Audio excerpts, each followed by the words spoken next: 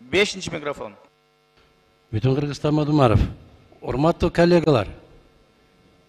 Мыйзам менен иштегенди үйрөнөлү шайланайындар. Мыйзам менен. Эгерде ушул протокол, ушул келишимге сөзсүз алып өтүшүбүз керек болсо, бул дагы бүдөмүк ойдо калат. Кошуна мамлекеттер дагы көрөт. Бүдөмүк. Бул чийки май жуткандай болот. Ишенип коюңуздар мага. Баягы казино мыйзамын өткөргөндөй болот. Урматтуу Нурлан Тургунбекович, токтомдун долбоорун сунушталат чакыртып алуу боюнча. Ошол токтомдун долбооруна добуш беребиз биз. Кайда ошол токтом долбоор? Ким даярдайт аны? Баягы демилге көтөрүп чыккан 5 фракция токтомдун долбоорун даярдаш керек эле да. Тийиштүү 4 фракция экен, мына 5-инчиси жок экен.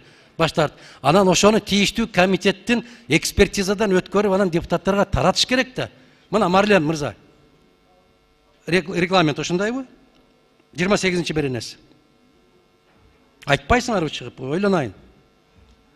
Болбойт да анан кеттик деп эле уруп кете берген менен.